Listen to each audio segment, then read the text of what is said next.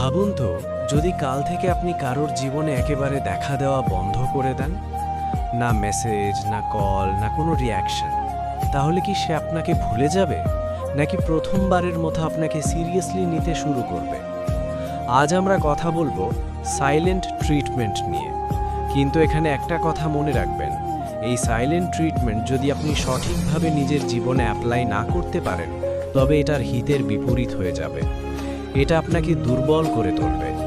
আর সঠিকভাবে যদি অ্যাপ্লাই করতে পারেন, তাহলে আপনার মনে ভয়, কৌতূহল আর সম্মান তৈরি হবে। মানুষের সবচেয়ে বড় দুর্বলতা কি জানেন? ব্যথা, ভয়, একাকিত্ব নয়।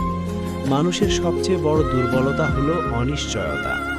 আর আপনি যদি এই কথা, এই শব্দ ঠিকভাবে বুঝে ফেলেন, তাহলে বুঝবেন কেন সাইলেন্ট ট্রিটমেন্ট কাজ করে এবং কেন অনেক সময় এটা সামনে থাকা মানুষটাকে ভেতর থেকে নাড়িয়ে দেয়।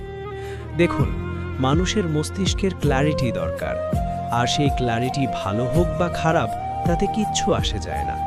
কারণ ক্ল্যারিটি মানুষের মস্তিষ্ককে একটা জিনিস দেয়, কন্ট্রোল। যদি আপনি কারোর উপর রাগ করেন, তখন সামনে থাকা মানুষটা পরিষ্কারভাবে জানে, হ্যাঁ, সে রাগ করেছে। এখন সে সিদ্ধান্ত নিতে পারে, সে মানাবে না তর্ক করবে, নাকি ছেড়ে দেবে। যখন আপনি কাঁদেন, অভিযোগ করেন, প্রশ্ন করেন, তখন সামনে থাকা মানুষটা কন্ট্রোল পেয়ে যায়। সে জানে এখনও সে আমার সঙ্গে যুক্ত, এখনও সে আমাকে হারানোর ভয় পাচ্ছে। কিন্তু যখন আপনি চুপ করে যান, যখন কিছু না বলে পেছনে সরে আসেন, তখন সামনে থাকা মানুষের মাথা থেকে কন্ট্রোলকে ছিনিয়ে নেওয়া হয়। আর ঠিক এখানেই মানুষ সবচেয়ে বেশি অস্বস্তি অনুভব করে। এখন মন দিয়ে বুঝুন, যখন আপনি চুপ থাকেন, তখন সামনে থাকা মানুষটা প্রশ্নের জালে আটকে যায়। সে ভাবে, সে চুপ কেন আছে? আমি কি বেশি কিছু বলে ফেলেছি, নাকি এখন আর সে আমাকে কোনো পরোয়া করে না?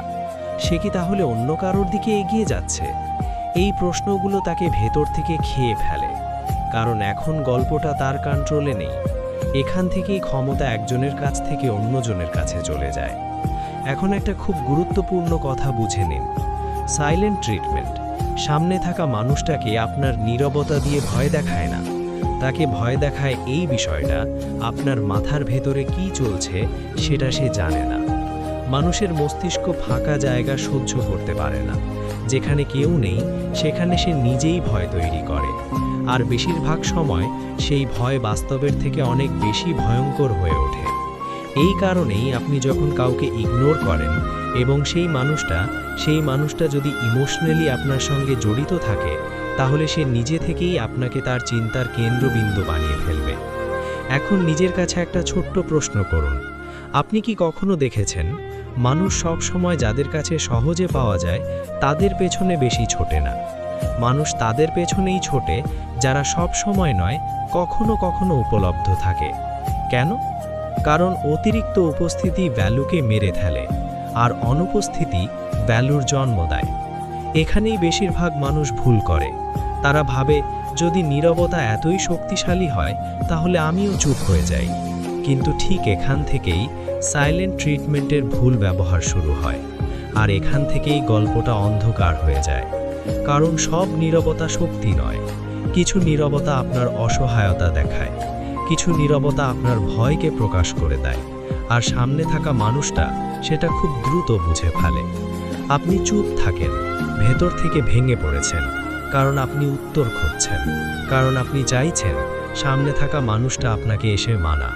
তাহলে সেই নীরবতা আপনার বিপক্ষে কাজ করবে। কিন্তু আপনি যদি চুপ থাকেন, আপনি যদি সিদ্ধান্ত নেন যে এবার আমার স্ট্যান্ডার্ডের নিচে আমি নামব না, এবার আমি বারবার এক্সপ্লেন করব না, এবার আমি নিজেকেই অগ্রাধিকার দেব, তাহলে সেই নীরবতাই ভয় তৈরি করে। মনে রাখবেন, মানুষ আপনার নীরবতার প্রতি রিয়্যাক্ট করে না, আপনার মানসিক অসুস্থতার প্রতি রিয়্যাক্ট করে। আপনার নীরবতায় যদি হতাশা থাকে, মানুষ দূরে সরে যাবে। আর আপনার নীরবতায় যদি স্থিরতা থাকে, মানুষ কৌতূহলে পড়বে। আর কৌতূহলই সম্মানের প্রথম ধাপ।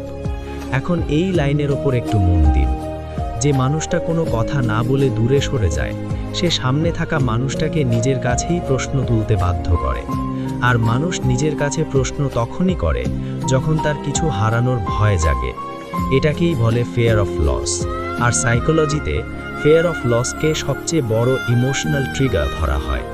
মানুষ ভালোবাসা পেলে বদলায় না, মানুষ বদলায় তখন যখন তার মনে হয় সে কাউকে হারাতে পারে। সাইলেন্ট ট্রিটমেন্ট এই ভয়টাই অ্যাক্টিভ করে।